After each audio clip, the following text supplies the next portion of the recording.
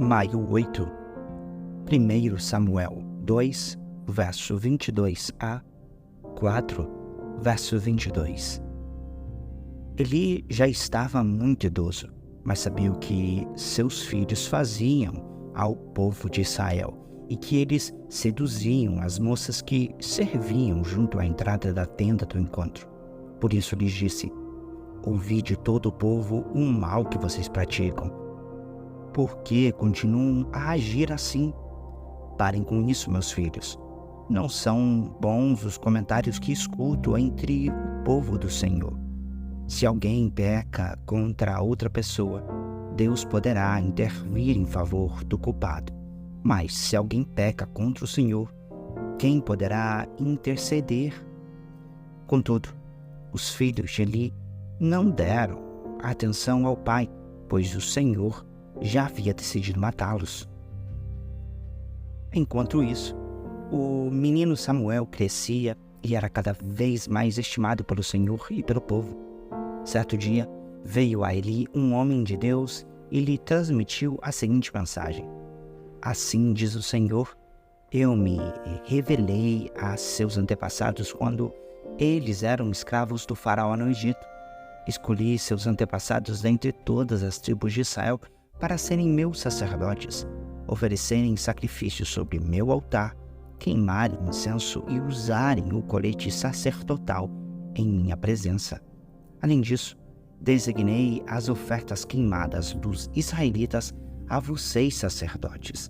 Então, por que você despreza meus sacrifícios e ofertas?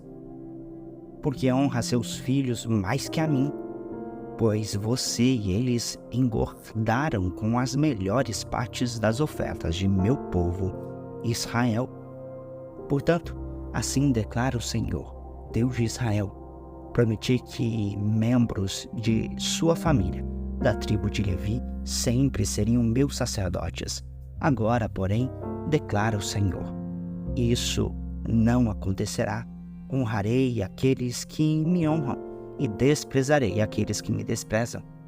Está chegando o tempo em que acabarei com a força de sua família, e nenhum de seus descendentes chegará à velhice. Você verá a aflição de minha casa, e quando eu trouxer todo o bem sobre Israel, ninguém em sua família chegará à velhice para testemunhar. Sobreviverão os poucos que eu não eliminar do serviço em meu altar, mas seus olhos ficarão cegos e seu coração se partirá, e seus filhos morrerão para a espada. E, para provar que minhas palavras se cumprirão, farei que seus 2 filhos, Ofni e Finéias, morram no mesmo dia. Então, levantarei um sacerdote fiel que me servirá e fará tudo o que desejo. Estabelecerei a família dele, e eles serão sacerdotes diante do meu ungido para sempre. Então todos que restarem de sua família se curvarão diante dele, mendigando dinheiro e alimento e pedindo: por favor, consiga para nós algum trabalho entre os sacerdotes, para termos o que comer. Enquanto isso, o menino Samuel servia ao Senhor ajudando Eli.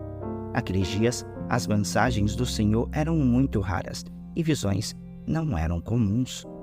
Certo dia, Eli, que estava quase cego, tinha ido se deitar. A lâmpada de Deus ainda não havia se apagado e Samuel dormia na casa do Senhor, onde estava a arca de Deus. De repente, o Senhor chamou: Samuel. O menino respondeu: estou aqui. Ele se levantou e correu até onde estava Eli. Estou aqui. O Senhor me chamou? Não chamei, respondeu Eli. Volte para a cama. E Samuel voltou a se deitar.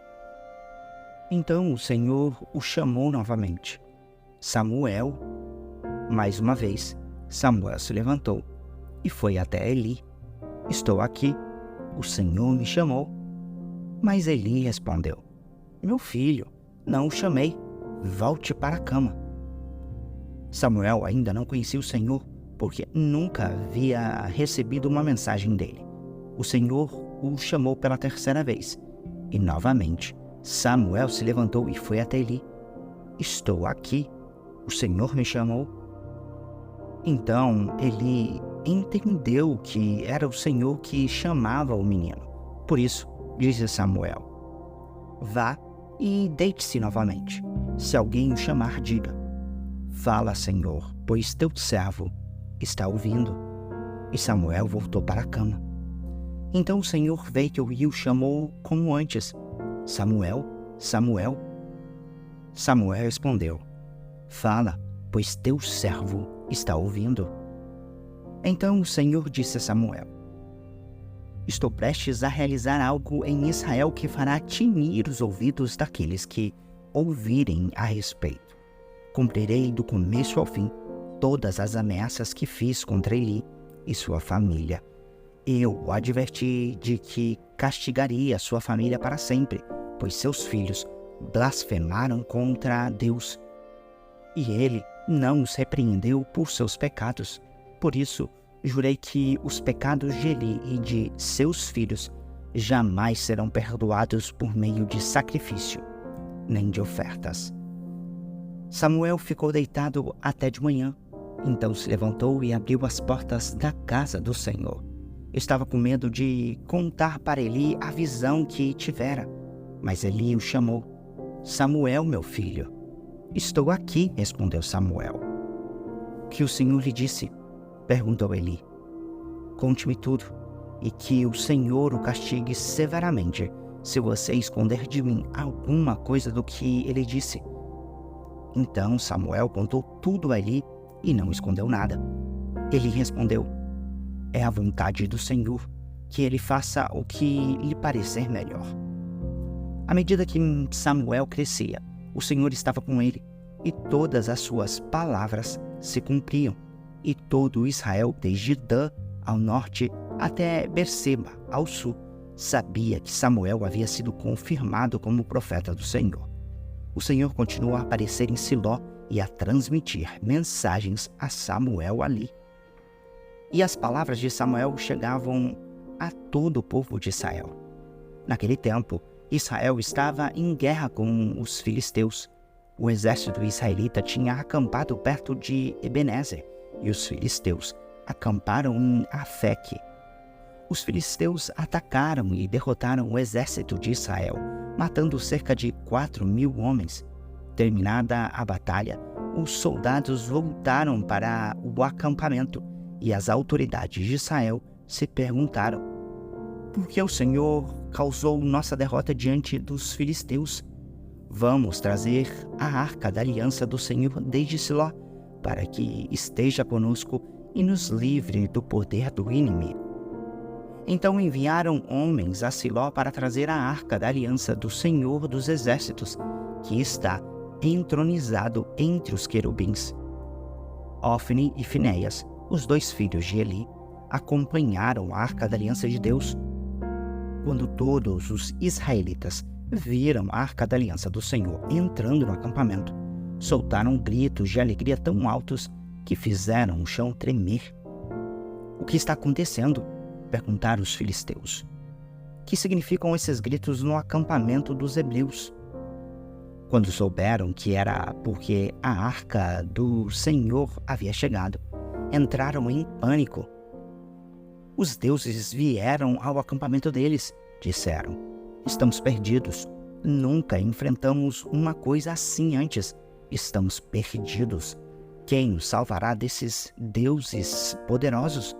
São os mesmos deuses que destruíram os egípcios com pragas quando Israel estava no deserto. Tenham coragem, filisteus. Sejam homens. Do contrário, acabaremos como escravos dos hebreus, assim como eles se tornaram nossos escravos. Sejam homens e lutem. Então os filisteus saíram para a batalha e Israel foi derrotado. A matança foi grande. 30.000 soldados israelitas morreram naquele dia. Os sobreviventes deram meia volta e fugiram para as suas tendas. A arca de Deus foi tomada e Ofni e Finéias, os dois filhos de Eli, foram mortos. Um homem da tribo de Benjamim correu do campo de batalha e chegou a Siló ainda naquele dia. Tinha rasgado suas roupas e colocado pó sobre a cabeça. Eli estava sentado numa cadeira ao lado da entrada, esperando para ouvir as notícias da batalha, pois seu coração tremia pela segurança da arca de Deus. Quando o mensageiro chegou e contou o que havia acontecido, gritos ressoaram por toda a cidade. Eli ouviu os gritos e perguntou: "O que é esse barulho todo?" O mensageiro correu até Eli e contou-lhe a notícia. Eli estava com 98 anos e já não conseguia enxergar. "Acabo de chegar do campo de batalha", disse o mensageiro. "Fugi de lá hoje mesmo." Eli perguntou: "O que aconteceu, meu filho?" O mensageiro respondeu: "Israel foi derrotado pelos filisteus e o povo foi massacrado. Seus 2 filhos, Ofni e Finéias, também morreram e a arca de Deus foi tomada." Quando ele mencionou o que havia acontecido com a arca de Deus, Eli caiu da cadeira para trás, ao lado do portão. Quebrou o pescoço e morreu, pois era velho e pesado. Havia sido juiz em Israel durante 40 anos. A nora de Eli, esposa de Finéias, estava grávida e perto de dar à luz. Quando soube que a arca de Deus havia sido tomada e que o sogro e o marido estavam mortos, teve contrações violentas e deu à luz. Ela morreu no parto, mas antes de falecer, as parteiras tentaram animá-la. "Não tenha medo", disseram. "Você teve um menino." Mas ela não respondeu, nem se importou. Deu ao menino o nome de Icabode e disse: "Foi-se embora a glória de Israel, pois a arca de Deus havia sido tomada, e seu sogro e seu marido estavam mortos." Disse ainda: "Foi-se embora a glória de Israel, pois a arca de Deus foi tomada." João 5, versos 24a 47. Eu lhes digo a verdade: quem ouve minha mensagem e crê naquele que me enviou, tem a vida eterna. Jamais será condenado, mas já passou da morte para a vida. E eu lhes asseguro que está chegando a hora, e de fato já chegou, em que os mortos ouvirão minha voz, a voz do Filho de Deus, e aqueles que a ouviram viverão. O Pai tem a vida em si mesmo, e concedeu a seu Filho igual poder de dar vida, e lhe deu autoridade para julgar a todos, porque ele é o Filho do Homem. Não fiquem então surpresos. Na verdade, vem o tempo em que todos os mortos ouvirão em seus túmulos a voz do Filho de Deus e ressuscitarão. Aqueles que fizeram o bem ressuscitarão para terem vida eterna, e aqueles que continuaram a fazer o mal ressuscitarão para serem julgados. Não posso fazer coisa alguma por minha própria conta. Julgo conforme aquilo que Deus me diz.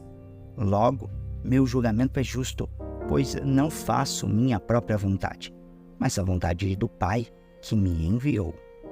Se eu testemunhasse a respeito de mim mesmo, meu testemunho não seria válido, mas há outro que também testemunha sobre mim, e eu lhes asseguro que tudo que ele diz ao meu respeito é verdadeiro. Vocês enviaram investigadores para ouvir João, e o testemunho dele sobre mim é verdadeiro. Claro que não tenho necessidade alguma de testemunhas humanas, mas digo essas coisas para que vocês sejam salvos. João era como uma lâmpada que queimava e brilhava, e por algum tempo vocês se empolgaram com a mensagem dele. Mas eu tenho um testemunho maior que o de João, as obras que realizo. O Pai me deu essas obras para concluir, e elas provam que ele me enviou. E o Pai que me enviou testemunhou, ele próprio, ao meu respeito. Vocês nunca ouviram sua voz, nem ouvirão pessoalmente, e não têm sua mensagem no coração, pois não creem em mim, aquele que foi enviado por ele. Vocês estudam minuciosamente as Escrituras, porque creem que elas lhes dão vida eterna. Mas as Escrituras apontam para mim. E, no entanto, vocês se recusam a vir a mim para receber essa vida. Se a aprovação não vale nada para mim, pois eu sei que o amor a Deus não está em vocês. Eu vim em nome de meu Pai, e vocês me rejeitaram. Se outro vier em seu próprio nome, vocês o receberão. Não é de admirar que não possam crer, pois vocês honram uns aos outros, mas não se importam com a honra que vem do único Deus. Mas não sou eu quem os acusará diante do Pai. Moisés os acusará. Sim, Moisés, em quem vocês põem sua esperança. Se crescem de fato em Moisés, creriam em mim, pois ele escreveu ao meu respeito. Contudo, uma vez que não creem naquilo que ele escreveu, como crerão no que eu digo? Salmo 106, versos 1 a 12. Louvado seja o Senhor. Deem graças ao Senhor, porque Ele é bom. Seu amor dura para sempre. Quem poderá contar os feitos poderosos do Senhor? Quem poderá louvá-lo como Ele merece? Como são felizes os que fazem o que é certo e praticam a justiça a todo tempo. Lembra-te de mim, Senhor, quando mostrares favor ao teu povo. Aproxima-te e resgata-me, que eu compartilhe da prosperidade dos teus escolhidos, que eu me alegre na alegria do teu povo e exulte com aqueles que pertencem a ti.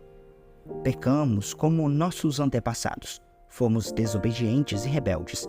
No Egito, nossos antepassados não deram valor às maravilhas do Senhor. Não se lembraram de seus muitos atos de bondade. Rebelaram-se contra ele junto ao Mar Vermelho. Assim, mesmo ele os resgatou para proteger a honra de seu nome, para mostrar seu grande poder. Ordenou que o Mar Vermelho secasse e os conduziu pelas águas como por um deserto.